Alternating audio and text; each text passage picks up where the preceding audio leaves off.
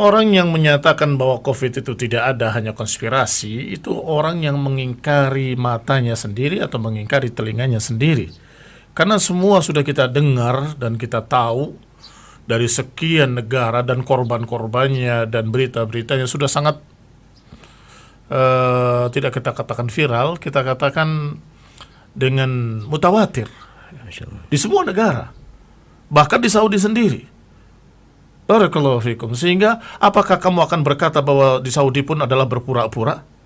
Itu terlalu berlebihan dalam bersuudzon kepada satu umat. Artinya, siapa yang menyalahkan seluruh manusia, maka dia yang paling salah. Siapa yang menganggap seluruh manusia itu sesat, maka dia yang paling sesat. Barakallahu fikum. Alhamdulillah, perkara itu sudah tidak bisa dibantah, memang ada kenyataannya. Taib. Sekarang bagaimana kita sikapi kalau memang itu ada?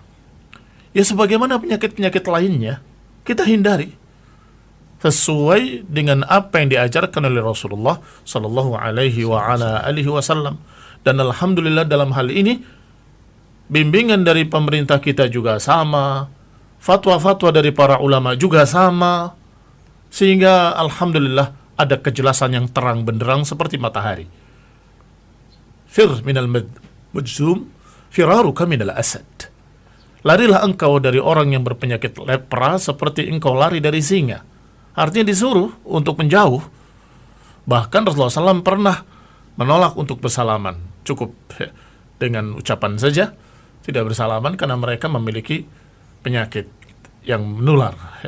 Biidnillahi ta'ala. Nggak ada penyakit menular kecuali dengan izin Allah subhanahu wa ta'ala. Maka dengan itu hendaklah kita nggak perlu berlebih-lebihan dan nggak perlu pula sebaliknya menolak sesuatu yang nyata. Kita terima keadaan ini sehingga kita terus berdoa pada Allah Subhanahu wa taala, Allahumma rfa' 'annal bala wal waba wa sayyi'al asqam. Ya Allah, jauhkanlah bencana ini, wabah ini dan segala macam kejelekan-kejelekan. Amin. Amin. Tetapi jangan pula kita kemudian berlebih-lebihan dalam menolaknya atau dalam menghindarinya, seakan-akan tidak tawakal pada Allah Subhanahu wa taala. Yang sesuai dengan apa yang dibimbingkan oleh para ulama, kerjakan. Apakah itu sama rata? Ya tentunya tidak. Karena al-hukmu yaduru ma'a illatihi. Hukum itu berjalan bersama ilatnya, bersama alasannya. Kalau ada ilat, ada hukum. Gak ada ilat, gak ada hukum. Barakallahu fikum. Kalau ilatnya adalah kekhawatiran penyakit, sedangkan di dalam kampung atau di dalam daerah kita ini adalah sesuatu yang sifatnya homogen, semuanya sama, tidak ada yang berpenyakit dan tidak ada yang masuk dari luar, sudah ditutup semua oleh penguasa setempat, berarti dia aman. Maka mereka melakukan kegiatan seperti biasa, sholat berjamaah, sholat Jumat seperti biasa. Tetapi ketika sudah ada yang masuk ke dalamnya dan sudah terkena 2, 3 orang, 4 orang, maka mulailah di sana sudah tercampur, sudah heterogen lagi, maka saat itu kita tetap atau kita kembali kepada kehati-hatian kita. Barakallahu fikum. Wallahu ta'ala a'lam. Baik, sesi tanya jawab sudah berakhir dan sebagai penutup Ustaz, barangkali ada yang ingin disampaikan terkait dengan bab 1 ini Ustaz, barangkali ada tambahan nasihat barangkali sebelum kita tutup. Saya kira cukup, alhamdulillah. Alhamdulillah. Bahwasanya kita harus bersikap tengah, jangan ifrat, jangan tafrit.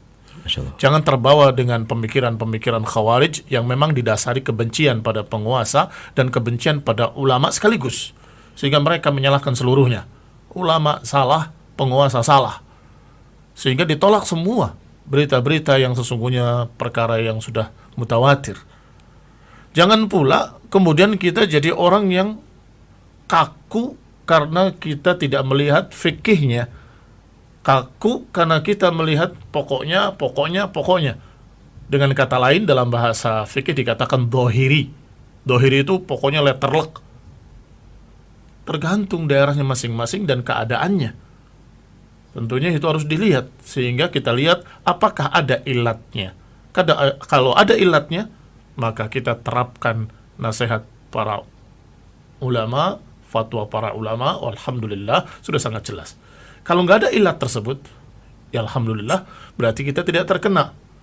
perkara-perkara tersebut sehingga kita bisa melakukan kegiatan ibadah seperti biasa. Wallahu taala a'lam bissawab.